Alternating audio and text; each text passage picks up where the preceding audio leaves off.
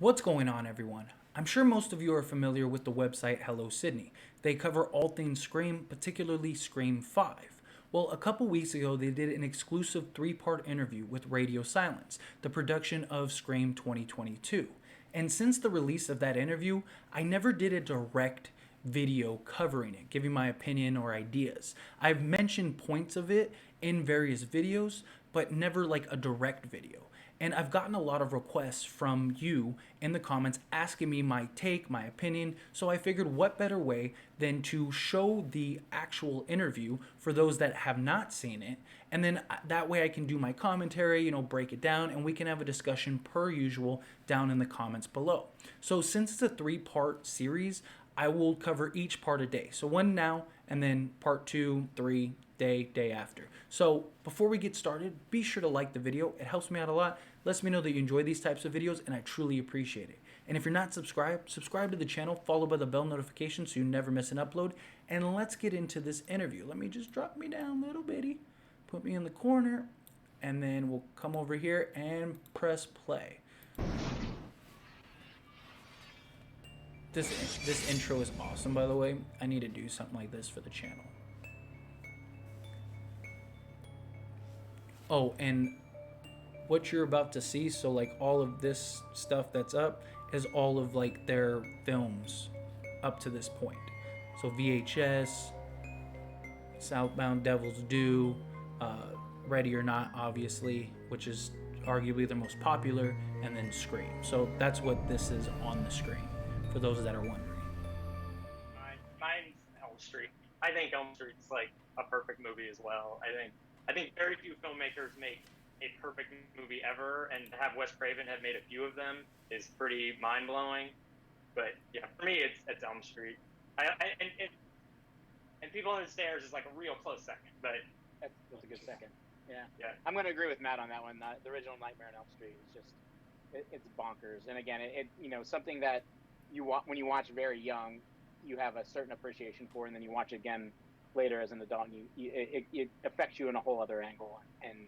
And that was definitely on the list for me too. And honestly, like in terms of villains go, I think Freddy Krueger is probably one of the most iconic villains ever created in movies, just even over the last 100 years, even just he's fantastic, Easily. terrifying. And Yeah, fun. I think People Under the Stairs is really up there for me. I had my first experience with that movie was at a birthday party, and it's so fun to. I mean, he made films for so long that to be able to have had an experience with one of his movies at an age when I wasn't even aware of like filmmaking. I mean, I loved movies, but that movie just affected me on a purely like horror emotional level, and to then go back and rewatch it as an adult with a little bit more of an understanding of how much of a master he was, and to just see the craft at work to pull that movie off. That one is, for me, is, and it's also horrific in so many ways. Like that movie is a genre mashup in a lot of ways, and again, it works. it's bananas. so successfully. And of course, I mean, even like his thrillers, Red Eye. Just rewatch that. Incredible, incredible movie. That is a great Nonstop, movie. right? Red Eye always gets kind of left out of the equation, and it's funny. It's like that's one of those movies that I don't know. I can think of 10 movies in my lifetime that you walk, well, more than that, but like that you walk out of the theater and you're just like can't shut up about it. Like you're for the car, dinner, whatever you're doing. It's like wow, and then that was so exciting. You're just That's true. just That is a jolted. great And movie I mean, if you haven't Red seen Eye. it. Fuck, I forgot about that. Yeah, and it's like all of his movies. It grabs you, and it doesn't let go. Like you just are in immediately, and the movie sort of has you in its grasp the whole time. It never slows down. It never lets you off the hook. Another fun fact about Red Eye is Kyle Gallner, who's in our movie, is also in Red Eye. I think it starts with Elm Street for like our generation. For us, I know you guys have heard this story a million times, but for me, it was like I remember being a kid, and my friend's older brother had a copy of Elm Street, the original, and just thinking it was like the scariest fucking thing before I'd even seen it. Just knowing what in the box and seeing Craven, which I always thought was synonymous with Freddy Krueger. Like once I saw it, I was like, oh, well, Wes Craven's the scariest guy ever because he's Freddy Krueger.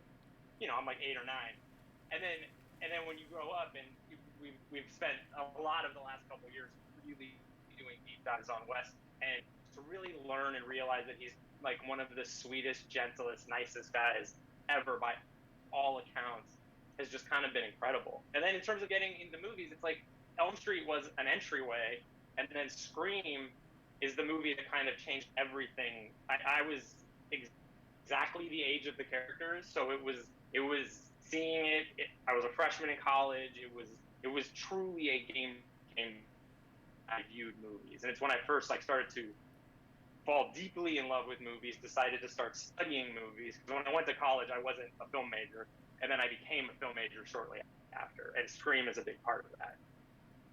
Cool. Yeah, and for me, I film school, just to be clear.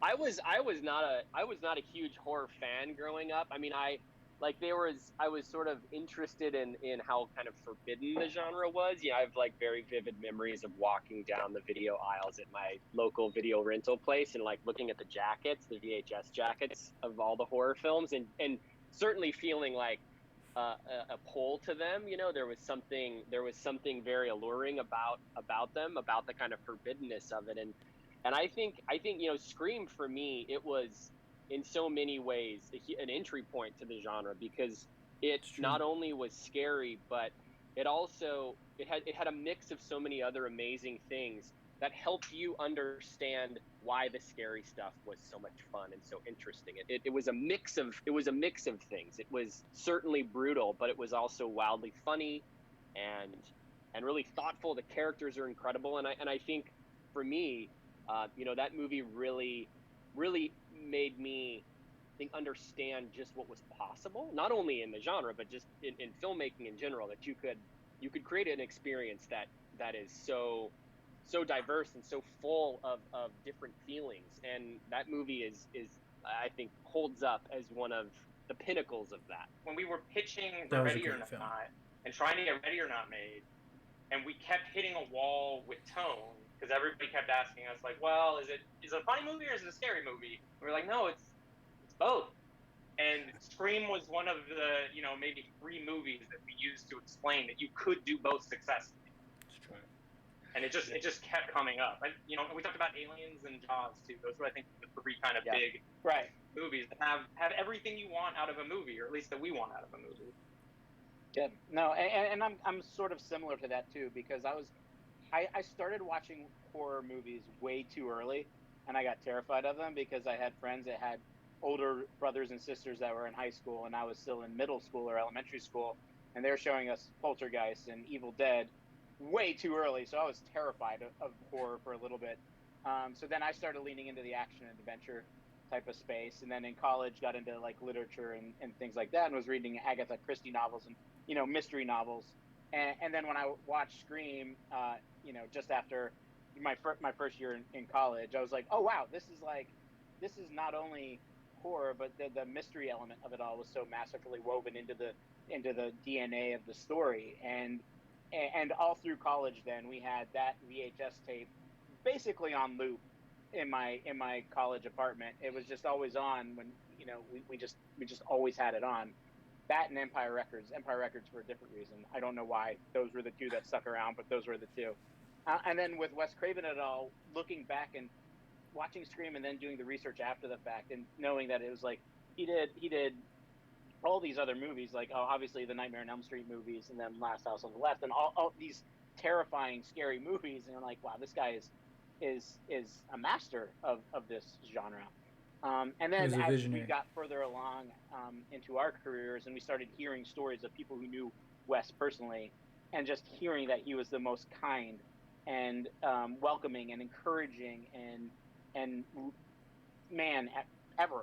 You know, there's never been a bad word said about him.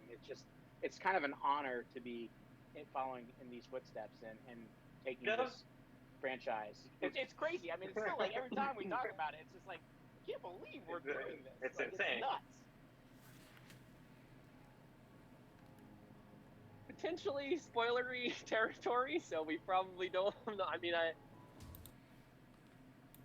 So that was part one.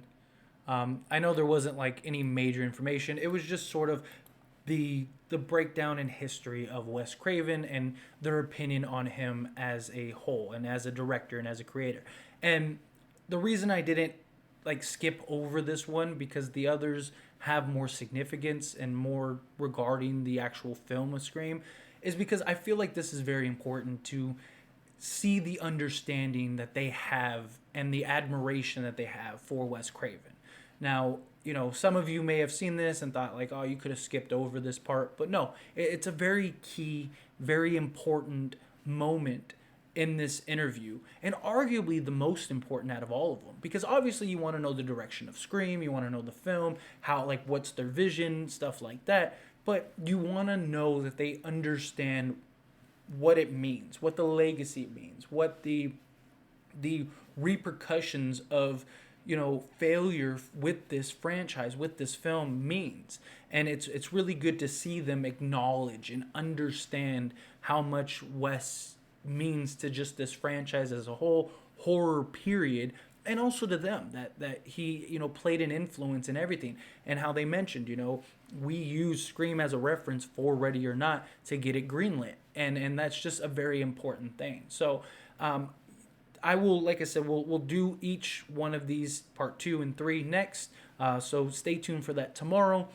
Again, I thought this was a really cool way to see the interview if you haven't seen it and sort of break it down, give my opinions and takes and all that jazz. So if you haven't yet, hit that like button. Helps me out a lot. Lets me know that you enjoy these types of videos, and I truly appreciate it. And if you're not subscribed, subscribe to the channel, followed by the bell notifications so you never miss an upload. And I'll see you all tomorrow with part 2.